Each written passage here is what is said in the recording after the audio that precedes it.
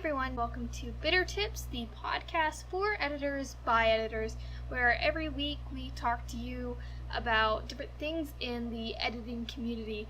This week we're going to be talking about how can I make my hobby a career, which is something that I have a personal interest in. But before we go ahead and get into that, we're going to answer the questions from last episode. So let's go ahead and let's jump right into that. The first questions I got: what do you think of a member-based studio where members can suggest MEPs, and if enough members show interest, they can host it? If you have any experience with this. I personally do not have any experience with this. I imagine that this is going to require a very high level of basic kind of communication, and you're going to need to have a lot of active members. You can't have any ghost members at all, or this system is really going to kind of fall apart. Of course, members can suggest things, and the leaders can take charge in that regard, but it's going to really require kind of, like I said, leaders are going to have to take most charge here, because if you don't have active members, then what's entirely the point there? I know you talked about just letting people in if their style is nice, but what if you're starting out and you don't like a lot of the styles? Should you stick to your standards or let it down a bit for the sake of a good start? People will always have different styles, but that's not I know I said you should let someone in based on their style, but what I mean there is you should be accepting people based on if they have things like flow, if they're following certain rules in film and all that stuff, if they seem to have a good grasp of their editing programs and they're showing a good potential to improve. Do they understand keyframes? Do they understand color complements? All that kind of stuff. And that collectiveness, that's sort of what creates a style in the mind of, at least in my mind. But if you're starting out and you don't like a lot of styles, when you're starting out as a studio, you do have to lower your standards a bit, because you might not have the biggest pool to pick from. Comparing, a small studio, like, I don't know any small studios, but if you're a studio that's just starting out and you're not a big name editor that can get the word out there, you're going to have less people to pick from in the long haul compared to when Mad Desire Studios has their quote-unquote auditions. They have tons of people scrambling to get in. So that's kind of how I think in that regard. You're going to have to be a little bit more humble, but still definitely pick people that you feel have the greatest opportunity to improve. What do you think about studios you can join anytime, apply anytime? How would you promote it? I thought about doing a public MEP around summer instead of auditions saying March, May, like you said.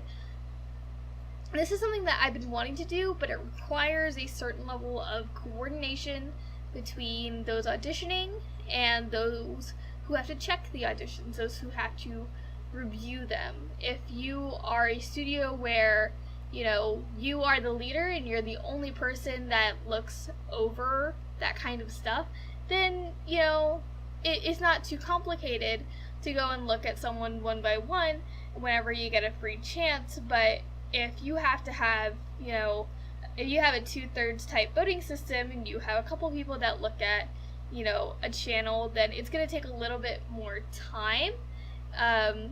Personally, for my studio, at least for last auditions, I was the only one that was going through the auditions, just because I had no one else on hand.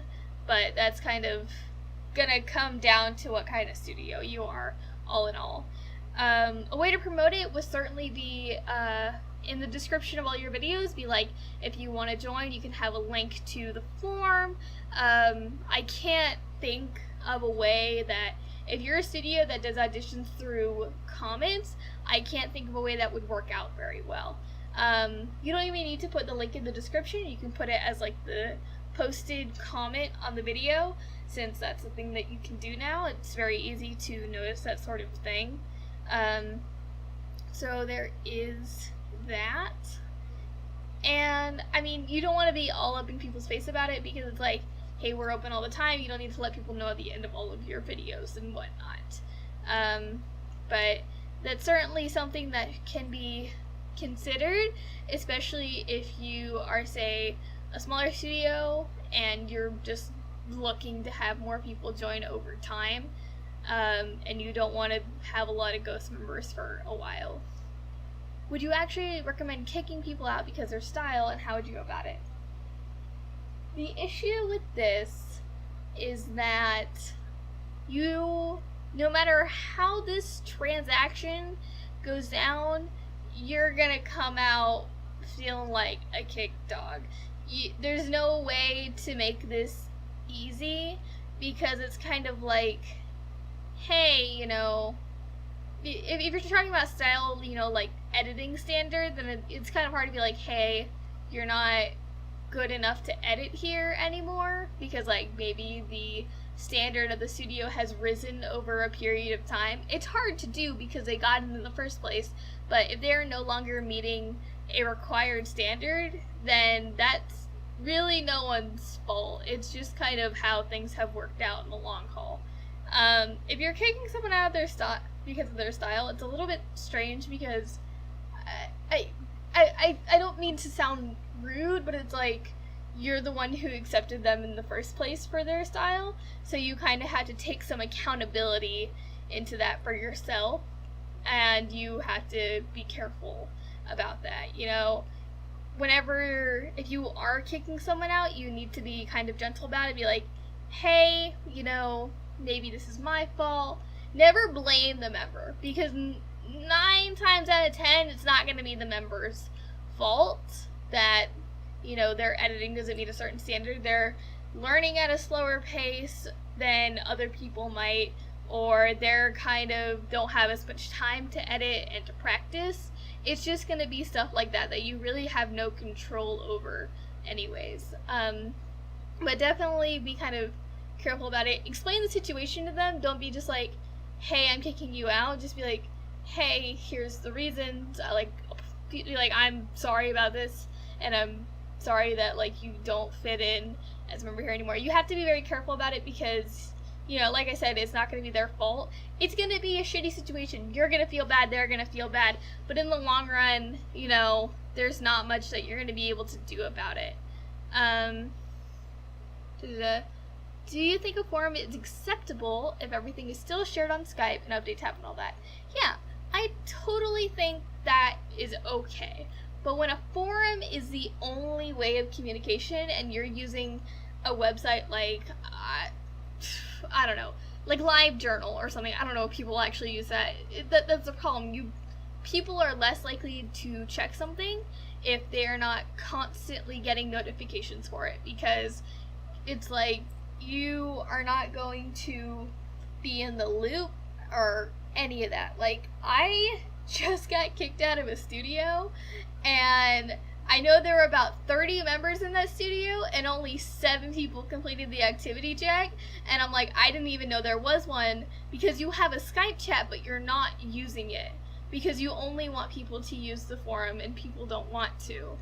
When I have Skype open, when I have Discord open, I have those open 24/7, and I'm always going to notice stuff right away. If not right away, just as soon as I get the chance to go look at my notifications and all that kind of stuff.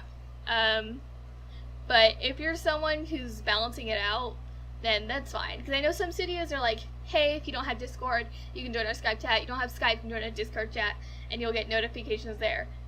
One may be more active than the other based on how many people are kind of balanced out, but it's just kind of how it's gonna have to be, unfortunately. But yeah, just don't stick to forums. You're not gonna keep a lot of people. It's just not really what people do today. Next question. Why do people get so hurt when you don't lie, tell them their editing is great and the best? This question kind of goes on, but it's gonna go into criticism and all that.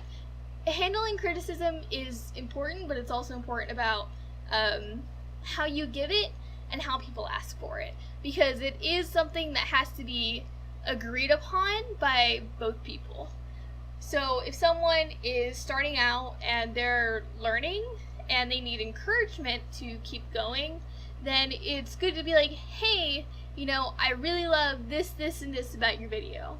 And that's all you need to say. You don't need to be like, oh, you could have done this better, you could have done that better, unless you're like a studio leader, and like you need to ask them to change things. Don't be super rude about it.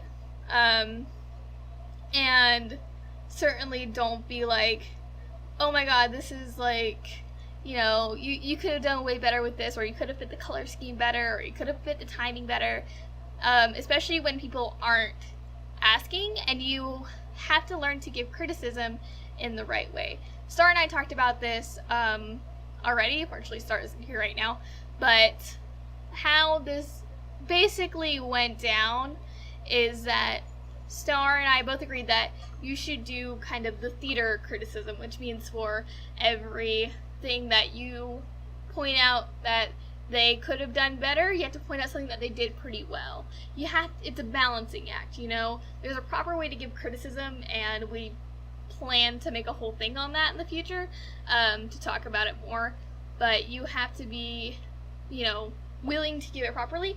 People also have to be asking for criticism. You can't just give it to people if they're not asking for that kind of thing. If people are like, hey, can someone beta this for me? Like, I want it to look really good because I'm making it for a friend, or hey, can someone beta this for me because I'm making it for a contest and I really want to win, stuff like that, then it's fair game for you to go ahead and give criticism, but you can't be super harsh about it. You gotta be, reasonable. You have to be like, hey, I think that you could do this. I think this might improve it. Why don't you try this and see how it works, or maybe fix your timing better?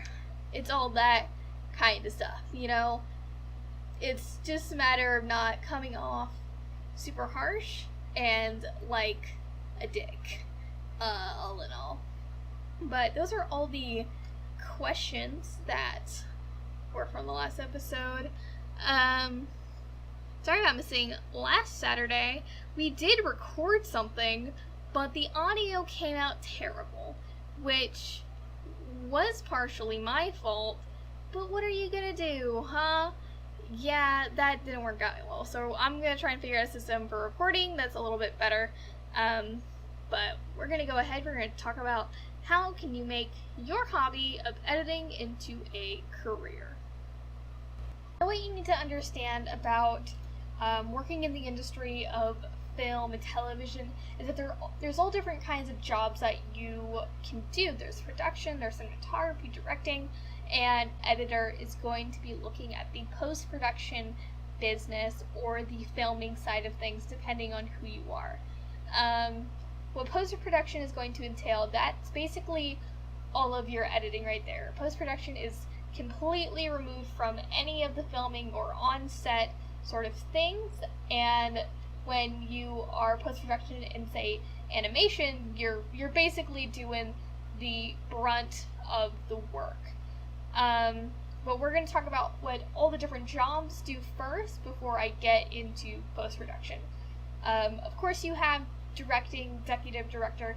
That's going to be the person who brings an entire vision together, brings together the actors, the whoever your director of photography is, or your cinematographer, depending on who you are, what your script is going to look like, the writers. They basically are the person that's going to bring everything together for you. Then you have the cinematographer, which is what I'm totally into. That's going to be the person who is in charge of all your lighting and all of your color correction a lot of the time in movies and TV shows, and they are always on set. You always have a primary one working with the director, and oftentimes working with the post-producers after all the filming and set is done, so they can kind of give the best vision possible. Cinematographers have the power to be like, oh, well, let's wait to film tomorrow. It'll be lighter outside tomorrow. Let's film when it's darker outside. It's always that kind of stuff. They're going to be responsible for all of your lighting. Then you're going to get into the smaller jobs. Camera operator, then you got the on-set assistants, you have the actors, all that kind of stuff that's bringing different parts of it together.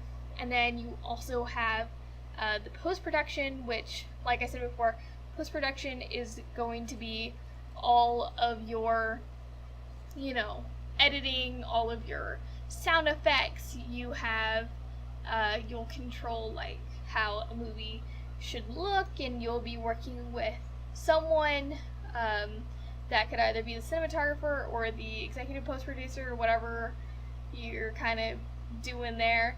Then you have picture editing and sound design, which is sort of what I'm already talking about. There's music composition in film if you're a fan of music and you like to make your own.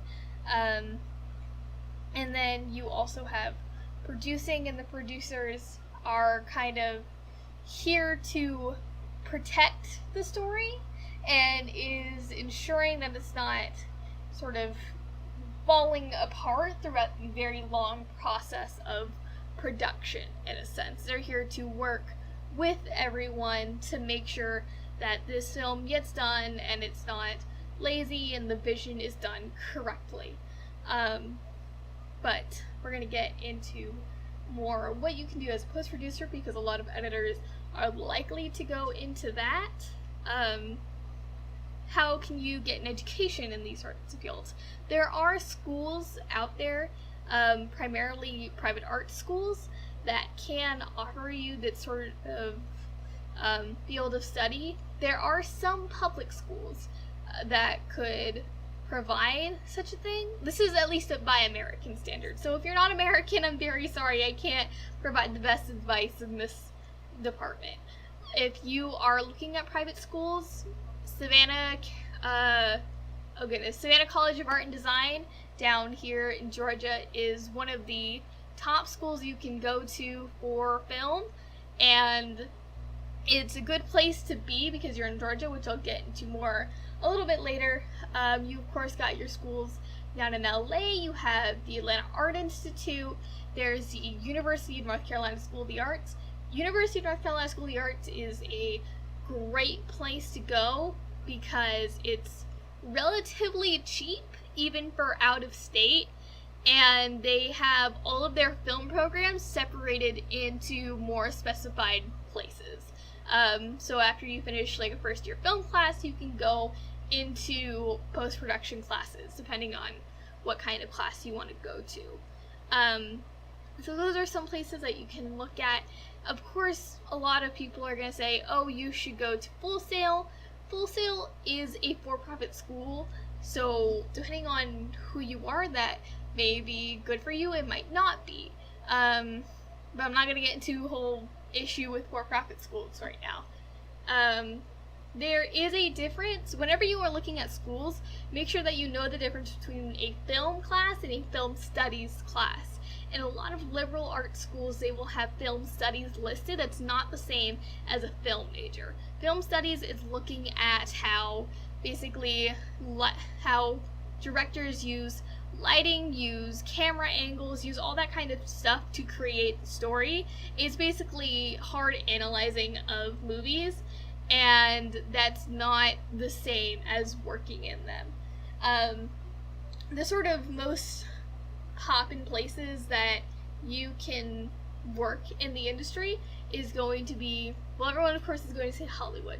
Hollywood is, kind of the birth of film. That's the place where all your big movies are going to come out of, but that's sort of, it's not the whole story right there. There's a lot of places that don't film in Hollywood.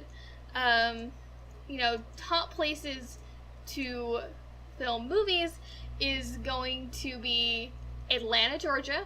Atlanta, Georgia is currently one of the fastest growing places for making movies down here. They make Avengers, they make Stranger Things, they're gonna make a lot of your favorite movies and TV shows right down here. And the reason why that is because there is not a tax here. There's actually a tax incentive if you film here in Atlanta, Georgia. And I say here because I live in Atlanta, and you're gonna be run to celebrities all the time. Well, not all the time, but celebrities live down here. They're filming here. They're doing their jobs. And it's hellish to work in Atlanta. And the reason why that is because if you are not familiar with the humid weather of the South, you will not fare well in the summertime when it is almost 100 degrees outside and it's like 80% humidity. It's really not great, but Atlanta is currently one of the fastest growing places in the United States that you can film. Like I said, we filmed Captain America 3 Civil War, we filmed Stranger Things. My co-worker was in Stranger Things. My co-worker was Barb before she left her job. It was crazy. They filmed The Hunger Games, Mockingjay here. They filmed all sorts of crazy stuff, and they're only gonna keep filming more. Next place you go to, you're gonna have New York City, of course. That's another big place that you can film. That's gonna have more indie films a lot of the time, stuff that you're gonna see in the Sundance festivals. They also have some good arts colleges up there, but I'm less familiar with them because they are more expensive and I'm poor. You have places like Austin, Texas, and then you're of course gonna have LA, California, because everyone loves to film there. You got Chicago, Seattle, and Vancouver are pretty popular as well. I'm not sure why Vancouver is so popular, but I think it's because you got a good range of wildlife, I guess. I know that the reason why Georgia is so popular is because we have all sorts of different regions, because we have mountains, we have kind of, more plain areas, we have a lot of forests in certain areas, so it's a good mix of things. Of course, you're going to have San Francisco, California as well, and then Memphis is actually somewhat popular. It's one of the cheapest places to film, I guess you could say, and it's got a lot of culture to it, to say the least. Portland, Oregon is pretty popular, though, like I said, I think that's also more among indie stuff, but that's gonna be kind of up to, whatever kind of stuff that you're looking to being in.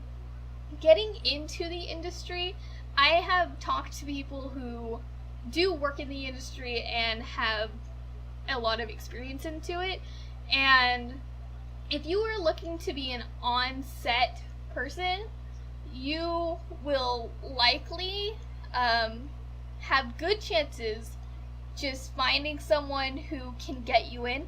A lot of people get into the industry by having connections. Connections are everything. You need to be replying to emails right away. You need to be on the dot about those things, or else people are going to lose interest in you because things are moving so quickly.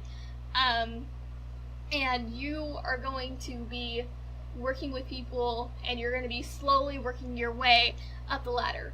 Best way to get into the industry is to start out as an assistant, as an intern, which, sounds lame, but truly, the film industry is built upon the very fabric of rising up through the ranks.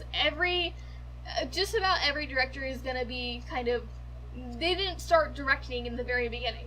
They're going to be doing all the different stuff. They're going to have a hand in everything so they can have the best understanding of what they're working with and what they're doing. If you're working in post-production, I talked to a lot of people who worked for Adult Swim, telling me about how, a lot of their co-workers are people who have majors in psychology, majors in cultural type stuff and liberal arts things, and they've never they always kind of dabbled in the editing field. And as long as you can show up and do the work in a way that is quality and do it in an efficient way and is living up to the studio standards, then you're good to go, basically. They do not care about education as much as other sorts of jobs do.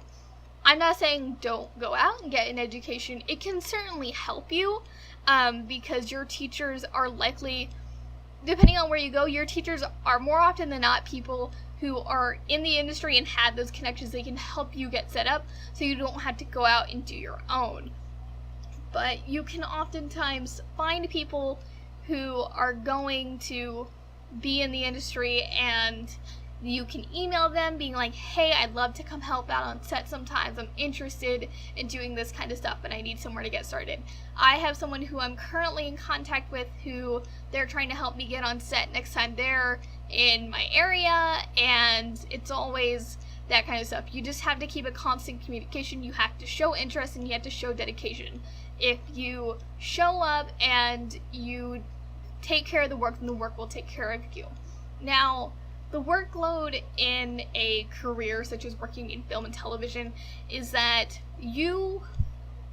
this is a statistic from a Vox video that I watched, I want to say a few months ago, and it talks about how in the industry of television, 12 scripts for a 12 episode series are made in the amount of time it takes to write an entire feature film movie. And the reason why that is because oftentimes you are working on a schedule because you are expected to release, 12 episodes to 24 episodes every year. In the same time every year. You have to live up to that expectation so you don't get a lot of time off. What usually happens if you are working in movies, I'm not entirely sure about film, I just know about movies, is that you are going to be pushing 60-hour work weeks. And that's hell. And it's gonna suck. And you have to be dedicated, you have to be willing to go through all of that. Because you're going to be working in the heat, you're going to be working in the cold, you're going to be doing this stuff all day, working with tons of people that you might not even know. And you just have to be kind of ready to collaborate at any given time. This also applies to post-production. You're going to be working with tons of people who you've, never talked to before, and you're going to make some good friends in the process, but you're here to do the work, and you're here to get it done quickly in a time that the studio needs to get it done. Bright side of working 60-hour work weeks when you're filming the 27th Avengers movie is that between jobs that you will be hired for, you oftentimes get like a month off to kind of, find a new job to go to and work on. So you're working non-stop for 60 hours, you're making good money, and then you get a month off. So it's kind of a fact of, are you willing to dedicate this time and have to be willing to have to wait until that sort of reward hits you? Because it's difficult to go through all that strenuous effort mentally and physically sometimes, and you might be showing up to set not even know what to expect that day. And you might be showing up to work being like, hey, I'm working on this project I'm really excited about, and the studio is going to throw you a completely different one to work on. And you have to be ready for anything in that sort of industry because things are always moving. People are always kind of, I don't want to say stepping on each other's toes because that sounds like people are arguing, but like people are just always crowding around each other. People are trying to get stuff done in a quick and efficient manner because TV is always trying to come out with something unique and interesting. Now, another thing that I want to talk about is this doesn't entirely have to do with working in the industry. This more has to relate to making content, content being original content, is that there is a severe lack of original content in movies and television these days. Why do you think they keep making superhero movies? It's because they work. It's because studio executives know that is going to make the most amount of money. It's going to reap the most benefits for them. And they're not willing to change and branch out because they have to be able to take the risk and take the blowback if it fails. So with a movie like, what was it called? In the movie The Book of Life, that is a movie that got thrown at executives over and over and over again, and it never stuck because people didn't want to take The Book of Life because the animation was experimental and the story was experimental. They didn't know if the audience was going to be wide enough needed, and so they didn't take it. And when it was finally picked up, it was finally put in theaters, it succeeded. And now they're making Coco, but that's a whole other situation right there. Actually, no, it's not a different situation. It's the same problem that people are stealing ideas and working with something that they see, has worked in the past. So they're like, well, we'll just do the same thing. We'll just change it a little bit. Same thing with the Emoji Movie. Emoji Movie is basically just a mix of Wreck-It Ralph and Inside Out. And both great movies should never be together. It is also just a terrible movie. Please don't go see it. If you really want to see it, just wait until you can torrent it. You just have to wait, because the problem is, if you go and see a movie that you know is terrible, and you are willingly paying money to see a terrible movie, you are telling executives, yes, I want you to make more of this thing. And it is only continuing the obnoxious cycle of basically just creating terrible movies because you are paying for something terrible because, oh, I want to go be ironic and it'll be so funny, haha. Newsflash, Emoji Movie isn't even, it isn't even so bad that it's good. It's just bad and it's boring, and you really just shouldn't waste your time. So if you plan on making your own original pitch for a sort of show or for kind of an idea, maybe a little, a 15 second thing, you please think, is this original? Did I get this from somewhere else deep in my head? Because it's hard to find original ideas these days, because so many things have been done and tropes have been beaten into the dirt, and it's hard to be like, well, I gotta find something new now. And it's a matter of the fact that working in the industry isn't going to be easy. You're gonna have to work on stuff that you really won't like, but you need the money, or maybe something that you really do like, but it's not gonna make you that much because it's a smaller project. It's it's a short student film or something of that nature, and you just kind of have to be prepared for that. All in all, moving on though, past all that, something I'm going to get more into is, if you are looking into post-production sides of things, you should look into how to edit with things like Adobe Premiere, which is not something that any editors use, but it's something that is fairly popular in the sort of lower budget side sorts of, short films and homemade movies. And on the higher end, people might be using After Effects, but that depends on what type of movie it is. If it's a movie like, Star Wars, yeah, you're going to need a ton of extra effects that you cannot pull off in an editing program like Sony Vegas. You're going to need something super advanced. You're going to have to be willing to learn how to use a new editing program and all this kind of stuff, and you have to be able to learn quickly. And if you're working on, your own student film, that's fine. Feel free to edit with whatever program that you are comfortable with, but Adobe tends to be the approved and highest, and sort of, it seems to be the norm in the industry. That's what I wanted to say. So just be ready to kind of take that leap of faith in that regard.